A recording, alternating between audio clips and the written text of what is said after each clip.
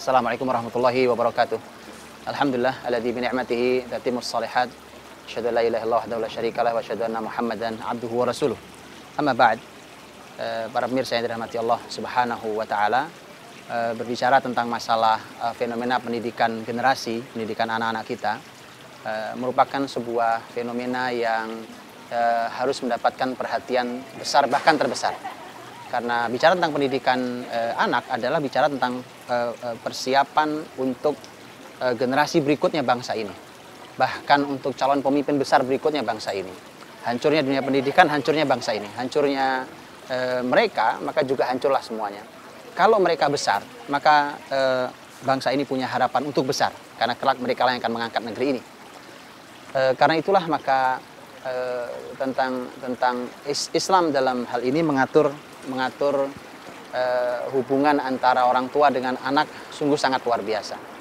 Kalau hari ini sebenarnya semua kita tahu bahwa orang tualah yang bertanggung jawab seutuhnya terhadap pendidikan anaknya. Kalaupun ada yang membantu, ada sekolahan, pendidikan di sekolahan, kemudian juga ada lingkungannya. Itu memang mempengaruhi.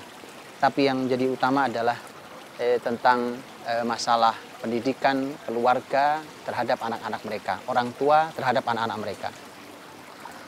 Adapun fenomena yang muncul hari ini tentang betapa ini satu hal yang menyedihkan ketika anak kita tumbuh besar di tangan orang lain. Kalau orang lain adalah orang yang berkualitas, bahkan lebih berkualitas dari kita, maka itu menarik.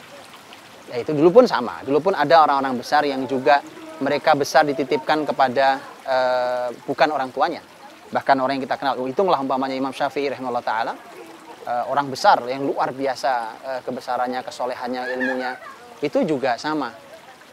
Beliau dititipkan oleh ibunya kepada para ahli ilmu, kepada para ulama. Jadi karena ibunya bukan merupakan ahli ilmu, karena itulah maka tidak ada masalah. Tetapi yang menjadi fenomena yang menyedihkan adalah anak-anak dititipkan kepada orang yang tidak berkualitas.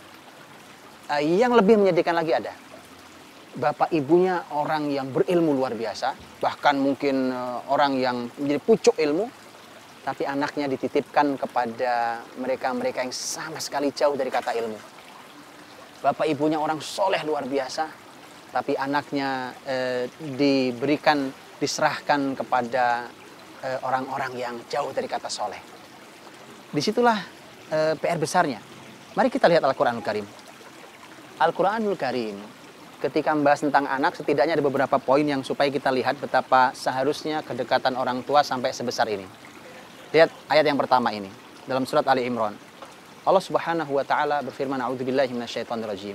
Zuyyina lin-nasi hubbus syahawat minan nisa wal banin wal qanatiril muqantarah minadz dzahabi wal fiddah wal khailil musawwamah wal an'am wal harth." Ini 6 poin atau 5 poin yang merupakan kecintaan manusia. Di antaranya adalah zuyyina lin-nasi hubbus syahawat. Kita ini manusia punya fitrah cinta kepada apa yang ada sekitar kita, yaitu minan nisa, wanita, alwal banin, anak-anak, minan nisa'i wal banin wal qanatiril muqantarah, harta yang melimpah ruah berupa emas dan perak. Kemudian kuda-kuda yang terlatih, kemudian binatang ternak dan sawah ladang. Di antara poinnya adalah anak. Dan kalimat di situ menggunakan kata hub. Hub artinya cinta. Karenanya kalau orang tua jauh dari anak-anaknya, maka bagaimana muncul cinta? Orang tidak pernah kenal, tidak pernah cinta. Orang tua jarang dilihat wajahnya oleh anaknya, sang ayah yang bahkan entah ada di negeri mana, atau bahkan mungkin ada di sekitarnya tapi terlalu sibuk, jarang terlihat wajahnya. Anak bahkan tidak terlalu mengenali ayahnya. Jangan-jangan ibunya pun demikian. Padahal Al-Quran menyebut bahwa anak itu bagian dari cinta. Hubbus syahawat. Bagian dari cinta. Itu kehidupan dunia. Maka itu tema cinta. Maka tanpa hubungan yang baik, tanpa kedekatan yang baik, tidak muncul cinta itu nanti. Begitu juga orang tua. Orang tua yang tidak dekat pada anaknya, orang tua tidak akan muncul cinta pada anaknya. Akhirnya buat mereka anak jauh lebih tidak berharga dibandingkan pekerjaannya atau dibandingkan urusan dunianya.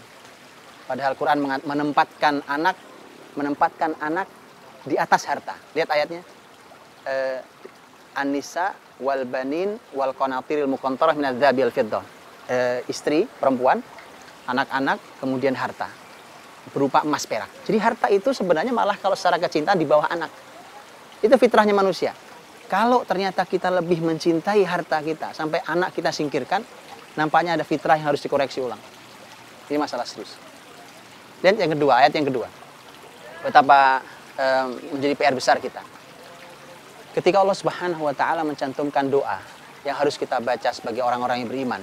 Allah berfirman dalam surah Al-Furqan, "Walladzina yaquluna rabbana hab lana min azwajina wa dzurriyyatina qurrata a'yun waj'alna lil muttaqina imama." Orang-orang yang berdoa, ya Allah Rabb, kami anugerahkan pada kami, berikan pada kami pasangan dan keturunan yang menyejukkan pandangan mata dan jadikan mereka pemimpin bagi orang bertakwa.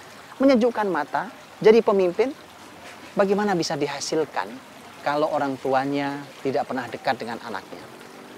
Karena tidak pernah, padahal ini sentuhan terbaik adalah sentuhan orang tuanya. Maka menjadi sebuah teguran besar. Lihatlah bagaimana ayat memberikan teguran besar. Teguran luar biasa. Ayat mengatakan wa'alamu annama azwajukum wa auladukum fitnah. Annama amwalukum wa auladukum fitnah. Wa'alamu annama amwalukum wa auladukum fitnah. Ketahuilah bahwa sesungguhnya harta kalian dan anak-anak kalian adalah cobaan. Diingatkan Allah Subhanahu wa taala. Hati-hati kita diingatkan Allah Subhanahu wa taala, itu adalah cobaan buat kita. Makanya memerlukan orang tua yang sangat dekat dengan anaknya. Bahkan yang lebih menjadi peringatan, teguran adalah apa yang diingatkan Allah Subhanahu wa taala, ya ayyuhalladzina amanu inna min azwajikum wa auladikum aduwwal lakum. Wahai orang-orang beriman, sesungguhnya sebagian dari pasangan kalian dan sebagian dari anak-anak kalian adalah musuh buat kalian. Ini artinya sekarang ada dua.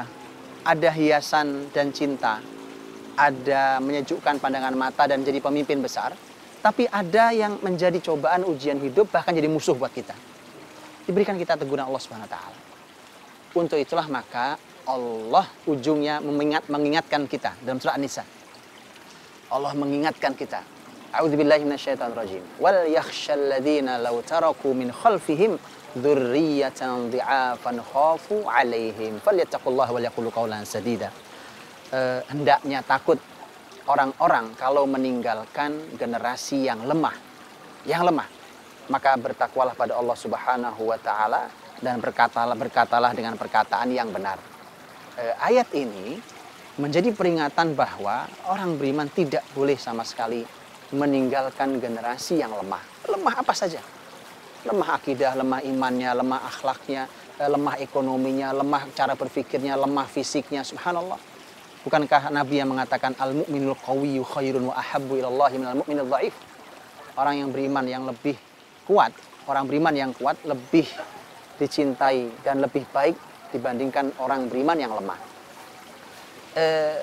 Ini semuanya menjadi sebuah peringatan buat kita.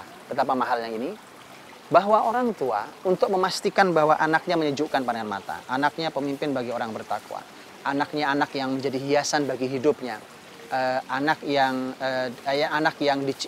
kelak menjadi cintanya, anak yang diharapkan baktinya, terutama di saat usia senjanya, maka para orang tua harus memastikan bahwa mereka harus dekat dengan anak-anaknya.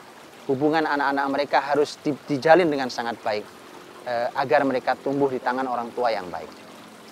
Kalau kita melihat apa yang disampaikan dalam sirah nabawiyah, kita akan melihat sebuah pemandangan yang berbeda, yaitu bahwa Rasul kita, Rasul Muhammad Sallallahu Alaihi Wasallam, itu justru di usia sangat kritis, usia awalnya, usia yang sangat penting, yang hari ini kita sering menyebut sebagai usia emas, itu justru tumbuh besar di tangan orang lain, bukan di tangan ibunya sendiri. Karena kita tahu dari sejak hitungan usia 1 minggu lamanya, usia seminggu, langsung diambil oleh Halimatus Sa'diyah.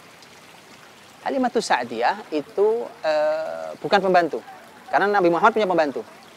Nabi Muhammad punya pembantu, pembantu rumah tangganya, itu pun orang luar biasa, Ummu Aiman. Tetapi Nabi Muhammad dibesarkan di Bani Sa'ad oleh Halimatus Sa'diyah. Halimatus Sa'diyah adalah ibu susuannya. Dan dalam Islam namanya ibu susuan itu seperti ibu. Yang dibedakan. Dia seperti ibu.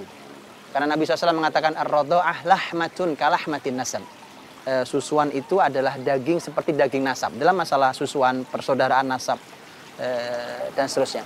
Tetapi ada banyak pelajaran yang bisa kita ambil.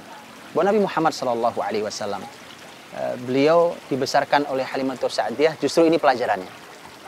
Bahwa Nabi Muhammad SAW, ini kalimat para ahli sirah nabawiyah, bahwa para ulama mengatakan ada pelajaran, ada hikmah di balik diasuhnya Nabi di Bani Sa'ad, yaitu bahwa Rasulullah Shallallahu Alaihi Wasallam beliau dididik di sana di sebuah lingkungan yang lebih baik dibandingkan Mekah.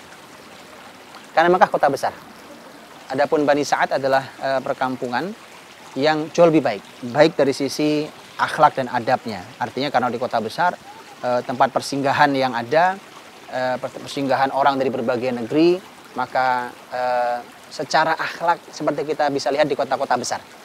Tempat berkumpulnya berbagai macam orang, bertemunya berbagai macam orang, maka lebih bermasalah dibandingkan di masyarakat Halimatus Sa'diyah. Kemudian juga bahwa diasuh di tangan seorang wanita yang punya modal utama, yaitu kelak dia menjadi orang beriman. Karena dalam hadis yang sahih Nabi SAW sampai menangis luar biasa nanti ketika beliau jadi Nabi, karena beliau mengatakan tidak diizinkan untuk memohonkan ampun bagi ibunya. Dan tentu ini menunjukkan berbedanya keyakinan dan akidah antara Rasul dan ibunya. Artinya bahwa diasuh oleh wanita yang lebih baik. Kemudian juga ada pelajaran-pelajaran mahal yang didapatkan di Halimatus Sa'diyah tapi tidak didapatkan di Mekah. Karena itu pelajarannya adalah kalau ternyata orang tuanya tidak mampu memberikan didikan yang lebih baik, maka lebih baik diserahkan kepada orang yang lebih baik dan lebih mengerti tentang pendidikan. Tetapi kaidah utamanya adalah anak itu tanggung jawab orang tuanya. Bukan Rasulullah SAW bersabda, "Ma min mauludin illa yuladu 'alal fitrah, fa abawah yahwidani aw yunassirani aw yumajjisani." Tidak ada anak yang dilahirkan kecuali dalam keadaan suci, dan kedua orang tuanya lah yang membuat anak menjadi Yahudi, Nasrani atau Majusi. Itu artinya bahwa tanggung jawab utama ada di tangan orang tuanya. Karenanya di akhirat akan dituntut orang tuanya lebih besar. Dan sebaliknya juga sama. Kalau anak istimewa, maka yang paling berbahagia adalah orang tuanya. Di dunia pun sama. Kalau orang tua melihat anaknya, anak yang berhasil, soleh, maka orang tua yang paling bahagia duluan sebelum yang lainnya. Pun sama ketika mereka gagal, maka orang tua adalah orang yang sangat sedih pertama sebelum yang lainnya. Disinilah ketika belajar dari Rasul SAW menjadi pelajaran buat kita. Ketika anak-anak diserahkan kepada orang lain, harusnya orang lain seperti Halimatus Sa'diyah. Tempat lebih baik, orangnya juga lebih baik, untuk masa depan yang lebih baik. Bukan diserahkan kepada orang yang di bawah kita kualitasnya. Ini masalahnya. Dan ketika kita tahu bahwa orang tua adalah yang harusnya mengendalikan utama, maka seharusnya inilah yang diupayakan oleh orang tua. Jangan juga menjadi sebuah fenomena menyedihkan hari ini ketika tahu tema seperti Rasul Muhammad SAW tadi itu, kemudian salah. Kalau Nabi memiliki orang tua yang ideal, pasti tidak akan diserahkan oleh Allah kepada orang lain. Sebagaimana putra-putri para sahabat, bahkan putra-putri Nabi sendiri. Putra-putri Nabi Muhammad SAW, pendidikannya tidak diserahkan kepada orang lain, tapi langsung dididik oleh beliau dan oleh istri-istri beliau. Tidak serahkan orang lain. Mengapa? Karena sentuhan orang tua lebih hebat dibandingkan sentuhan orang lain. Dan karena kita bisa melihat seabrek contoh dalam sejarah Islam, bahwa ketika bapak ibunya orang istimewa, maka pendidikan langsung ditangani oleh bapak ibunya. Orang lain membantu saja, sekolah membantu, orang lain membantu. Nah, ini menjadi satu pelajaran yang dahsyat buat kita semuanya. Kalau hari ini ternyata anak-anak sudah terlanjur lebih dekat dengan orang lain, maka yang harus dipahami oleh semua adalah bahwa ini sebuah kesalahan. Itu poin pertama. Ini sebuah kesalahan. Kalau kita tahu itu salah, maka kita akan mencoba memperbaikinya. Tapi kalau kita menganggap selalu ini benar, kita tidak akan pernah mencoba untuk memperbaikinya. Maka dari itu harus dipahami itu dulu. Karena tanggung jawab dunia akhirat ada di tangan kita sebagai orang tua, bukan orang lain. Itu satu. Yang kedua adalah bahwa mari kita mulai berpikir tentang mana yang lebih utama. Nah, seharusnya dalam pikiran kita yang benar adalah anak itu adalah investasi terbaik kita dunia akhirat. Dunia akhirat. Investasi terbaik kita. Dunia akhirat. Subhanallah, amal kita yang kurang, nanti akan anak-anak kita yang akan mengangkat derajat kita. Bisa. Bukankah Rasulullah SAW bersabda bahwa anak-anak penghafal Al-Quran, maka kelak akan bisa menyematkan mahkota yang terbuat dari cahaya kepada untuk orang tuanya di akhirat. Subhanallah. Yang hafal anak-anak kita, tapi yang mendapatkan cahaya kita sebagai orang tuanya. Itu dahsyat. Itu luar biasa. Nah, disinilah orang tua harus tahu bahwa anak-anak kita adalah investasi terbesar yang kita miliki. Jangan terbalik. Yang lain, insya Allah itu bisa di-cover oleh mereka. Perhatikan juga tentang masalah anak-anak kita yang ini cara pandang kita yang hari ini harus diperbaiki, terutama pada wanita, karena hari ini para wanita merasa bahwa kebesaran itu ketika mereka berkarir di luar sana, mereka lupa bahwa kebesaran itu ketika mereka melahirkan orang-orang besar dari rahimnya. Itu yang mereka lupa.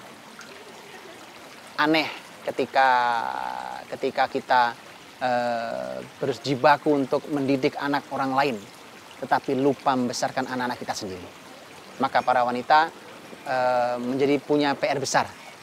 Menjadi punya PR besar untuk segera mengukur investasinya ini dan untuk menata ulang prioritas. Bahwa prioritas nomor satu buat wanita adalah keluarganya. Maka penting untuk diskusi lebih dalam antara suami istri untuk bagaimana caranya para istri bisa punya fokus di rumahnya. Seperti kalimat Al-Qurtubi rahimahullah ta'ala dalam tafsirnya ketika menafsirkan ar-rijalu qawwamuna 'ala nisa, bahwa para laki-laki adalah pemimpinnya para istri. Al-Qurtubi mengatakan salah satu tugas qawwam, pemimpin, adalah mendudukkan istrinya di rumah. Artinya ada PR besar dalam hal ini. Sehingga itu mudah-mudahan kalau berbagi tugas antara kita sang suami dan istri-istri kita, maka mudah-mudahan anak-anak kita menjadi istimewa. Dan semoga kita dianugerahi Allah Subhanahu wa taala generasi yang menyejukkan pandangan mata dan kelak dijadikan mereka pemimpin bagi orang-orang bertakwa. Kemudian kita akan diangkat derajat di sisi Allah Subhanahu wa taala di surganya yang paling tinggi. Wallahu taala alam bissawab.